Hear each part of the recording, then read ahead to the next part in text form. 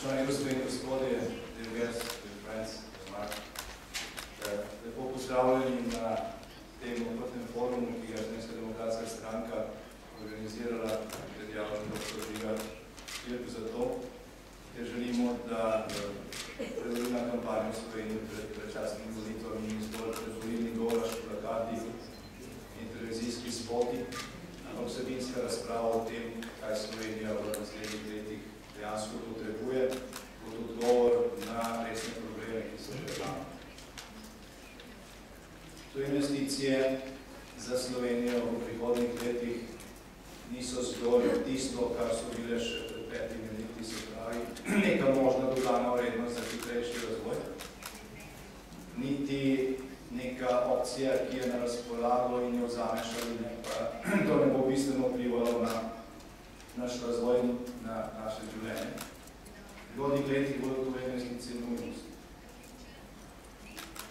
Neizogiben del tistega, kar je treba narediti za to, da Slovenija spet ujame razvojni zagon. V Slovenski demokratski stranki vemo natančno, kaj je potrebno narediti za to, da ustvarimo okolje, ki bo privlačno za to investicijo. Vemo tudi, da prvič rabimo dobro okolje, imamo okolje za podjetništvo nasploh. Če Slovenija prijazno okolje do podjetništva, potem bo to prijazno okolje samo po sebi privlačno tudi za tuje investicije. Kajti gre pravzaprav za isto stvar, za nekaj njansa.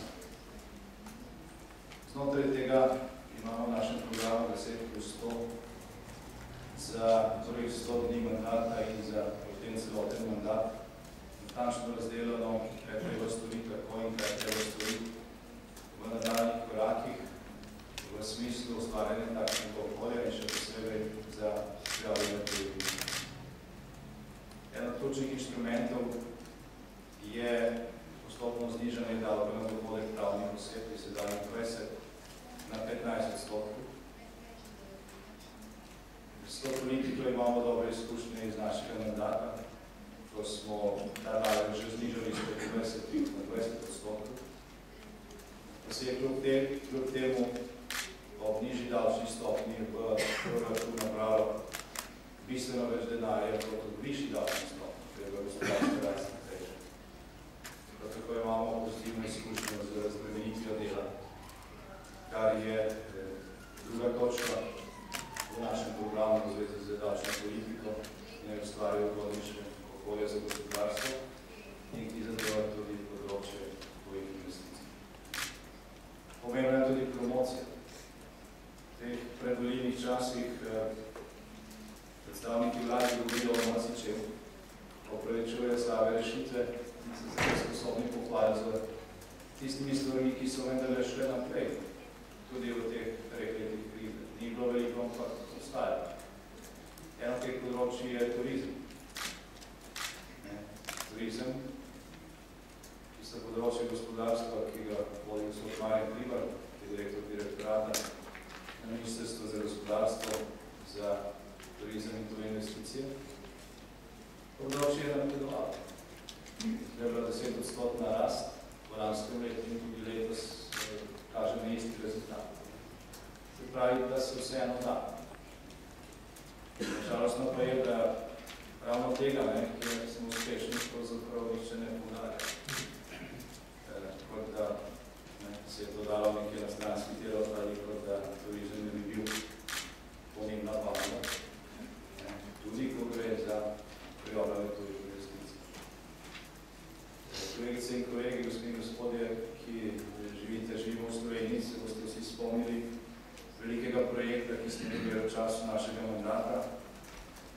To je korporacija Harax v dogovoru s pristojnimi inštitucijami za pripravljanje naložb v višini milijarde evrov v turizem. Povečanje turističnih kapacitet igralniškega kompleksa. Ne povečanje igralniških kapacitet, ampak v dodatek tem kapacitet.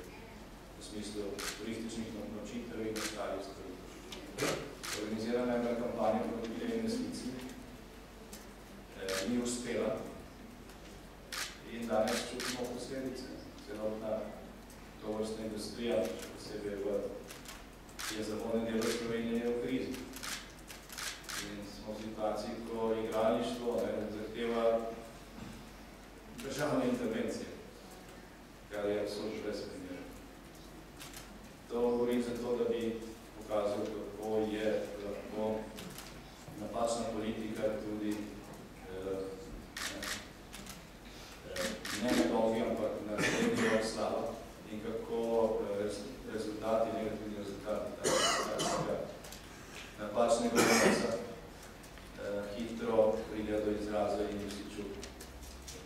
Danes marsikdo razume tisto, kar pred 3 leti ni razumemo, kot je pač prevod. Da ne bi ponavljali teh napak, tudi zato, da ne bi ponavljali teh napak. Se zbrali danes tukaj, da spregovorimo o tej temi, zelo odkrito, da ugotovimo, kje smo danes, kaj so priložnosti, ki smo jih izkoristili in predvsem, kje so tiste priložnosti, ki jih še nismo izkoristili, te se je zelo veliko. Mislim, da imamo nedovodničari ugledna imena, ki bo posvetila pomako ekonomsko okolje pri nas in v svetu, dala poudarke na ključne stvari, tiste, ki so skrite, pogojev za normalno delovanje gospodarstva in tudi za tvoje investicije je pravna varnost, je funkcioniranje pravnega sistema, sodnega sistema, tako da so naložbe zaščiteni, da je to, da nekdo nekaj naredi ali nekaj proda, tudi plačeno in če ni plačeno, da nekdo to iztiri in to v realnem času. Če država tega nima, ni samo moralni problem, to je gospodarski problem in Slovenija se srečuje in mi imamo med temi 10 ključnimi ukrepi za korist od vlade tudi tega, se pravi odprava teh blokad in skrajšanje 4-letnega roka, ki je danes potrebno, da se nek gospodarski sodni spor reši na slovenskih sodiščih na 1 leto, kar je nekaj potrebno evropsko povprečje. In res ta kompleks problemov je na nek način del našega programskega delovanja in imamo tudi odgovore. Ne delamo si po iluziji, da smo že vse ugotovili in da ni možno temu ničesar dodati.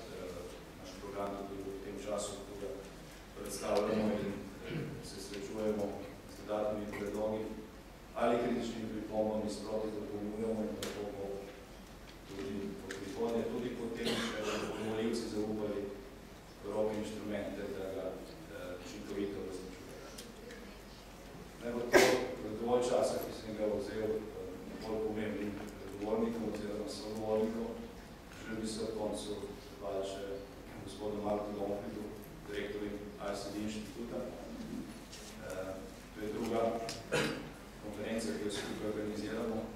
V tem prostoru smo pred časom organizirali in tudi bila zelo odmevno doma in po svetu. Hvala Mark za pomoč, jo zelo cenimo.